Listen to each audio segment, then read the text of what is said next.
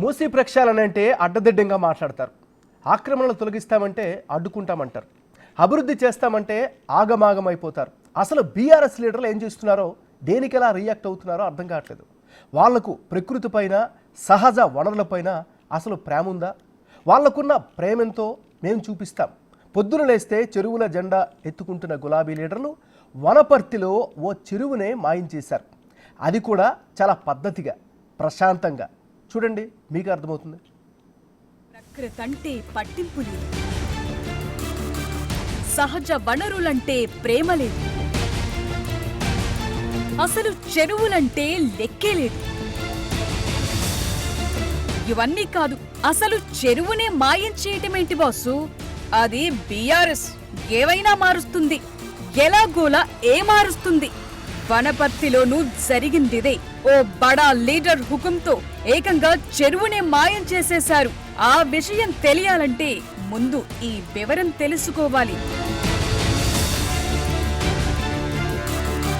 ఇది 2023 మే 23న ఇచ్చిన జీవో. వనపర్తి శివార్లలో ఉన్న నాగవరంలోని మేళ్ల చెరువుని శిఖం భూమి నుంచి అయాన్ భూమిగా మారుస్తున్నట్లుగా ఇచ్చిన అప్పటి సర్కారు వారి ఆర్డర్ ఇది. సర్వే నంబర్ 167లో 4 ఎకరాల విస్తీర్ణంలో ఉన్న ఈ మేళ్ల చెరువుని ప్రభుత్వ ప్రజా అవసరాల నిమిత్తం శిఖం భూమి నుంచి కన్వర్షన్ చేస్తున్నట్లుగా జీవో జారీ చేశారు. అసలు మేళ్ల చెరువును శిఖం భూమి నుంచి అయాన్ భూమిగా ఎందుకు కన్వర్ట్ చేశారో తెలుసా? అప్పటి వనపర్తి ఎమ్మెల్యే, వ్యవసాయ శాఖ మంత్రిగా పనిచేసిన నిరంజన్ రెడ్డి కోరుకున్నారు కాబట్టి ఆ విషయాన్ని కూడా జీవోలోనే స్పష్టంగా రాశారు.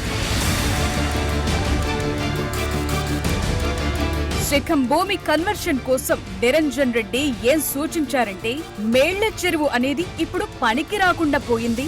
అందులో ఒకప్పటిలా నీళ్లు నిలవట్లేదు. చెరువు క్యాచ్మెంట్ ఏరియా అంతా ప్లాట్లుగా మారిపోయింది. దానివల్ల చెరువులోకి నీరు చేరటం లేదు. పైగా దాని కింద ఎలాంటి ఆయకట్టు లేదు. ఈ చెరువు వల్ల భూగర్భ జలాలు కూడా పెరగటం లేదు. చివరికి పశువులు నీళ్లు తాగేందుకు కూడా పనికి రావటం లేదు. కాబట్టి ఇక్కడ చెరువు ఉండటం వేస్ట్. వనపర్తిలో భవిష్యత్తులో ప్రజా అవసరాలకు, ప్రభుత్వ భవనాల నిర్మాణాల కోసం ప్రభుత్వ భూమి అందుబాటులో లేదు. అందుకని ఈ 4 ఎకరాల చెరువు భూమిని అయాన్ భూమిగా మార్చేస్తే అక్కడ కావాల్సింది కట్టేసుకోవచ్చు. వ్యవసాయ మంత్రిగా ఉన్నప్పుడు ఆయన చెప్పిన మాట ఇది. ఆయన కోరుకోవటంతో వనపర్తి మున్సిపల్ కౌన్సిల్ కూడా తీర్మానం చేసేసింది. ఆ తరువాత ఈ ఇష్యూని CCLAకు పంపారు. అక్కడి నుంచి ఫైల్ కలెక్టర్ కు చేరింది. మొత్తానికి అన్ని దశలు దాటి మేళ్ల చెరువు సాధారణ ప్రభుత్వ భూమిలా మారిపోయింది. మరి నిజంగానే మేళ్ల చెరువులో నీళ్లు నిలవటం లేదా? జీవోలో చెప్పినట్లుగా అక్కడ ప్లాట్లేమైనా వెలిసాయా? ఇండ్లేమైనా కట్టుకున్నారా? అర్బనైజేషన్ తో క్యాచ్మెంట్ ఏరియా దెబ్బతిందా అనే విషయాలను కొన్ని రోజుల క్రితం బిగ్ టీవీ పరిశీలించింది. కానీ ఆ చెరువు చుట్టుపక్కల ప్రాంతాల్లో పెద్దగా నిర్మాణాలేవి జరగలేదు.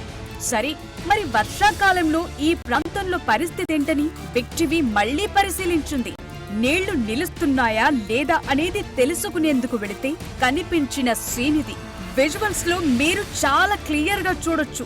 నీళ్లే లేవు, ఎప్పటికీ రావు అంటూ ల్యాండ్ ని కన్వర్ట్ చేస్తూ జీవో ఇచ్చిన ప్రాంతంలో మేళ్ల చెరువు సజీవంగానే ఉంది.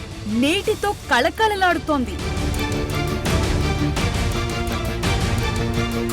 దేశానికి 4 ఎకరాల విస్తీర్ణంలో ఉన్న మేళ్ల చెరువు వనపర్తి టౌన్ కు ఎంట్రన్స్ లో ఉంది. దీని ఎదురుగానే RTA ఆఫీస్ కూడా ఉంది.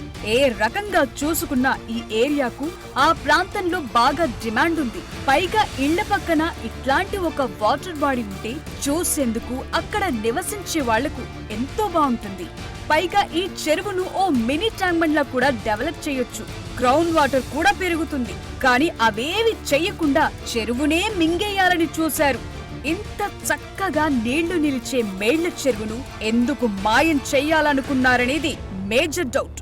దీని వెనుకేమైనా కుట్ర దాగుందా? ఎవరి ప్రయోజనాల కోసం ఈ చెరువు శిఖం భూమిని కన్వర్షన్ చేశారు? ఈ వ్యవహారంలో నేరుగా ఆనాటి మంత్రి గారే జోక్యం చేసుకోవాల్సిన అవసరం ఏముంది? ఇదంతా ఎందుకు చేయాల్సొచ్చింది? ఏదైనా ఉండని, అసలు ఈ చెరువునే మాయం చేయాలనే దారుణమైన ఆలోచన ఎలా వచ్చింది? దీని వెనుకున్న లోగుట్టు వనపర్తి ప్రజలకు ఖచ్చితంగా తెలియాలి.